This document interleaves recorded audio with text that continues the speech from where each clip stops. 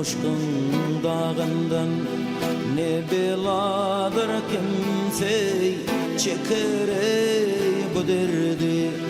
Aşk dağın atsalar göğüne boynundan gök titreyip çeker bilmedey bu derdi.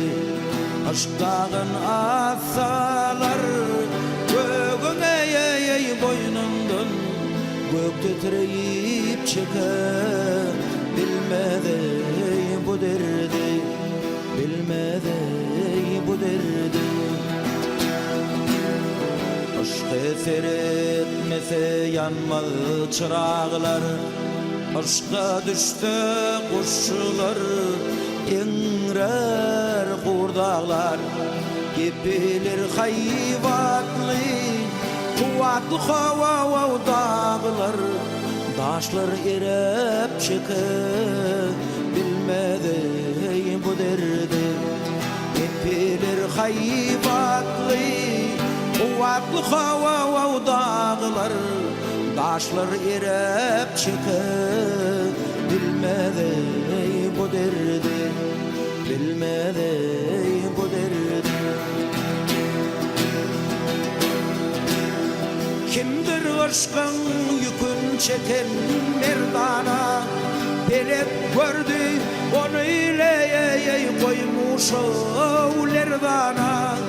Yemin cümmüş eylep kalmış o hayrana, çöllür dölür çeker, bilmedey bu derdi.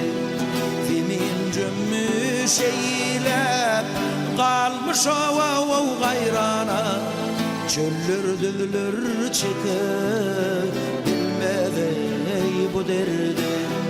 Bilmedey bu derdi.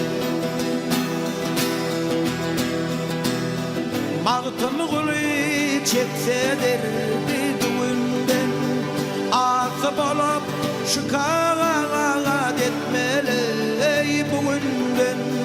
Ol ölmek ayrılmak kalıptır önden, dilek bize miras koymuş bu derdi.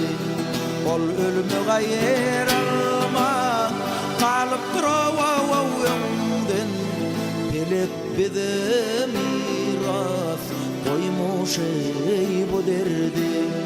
Koymuş bu derdi.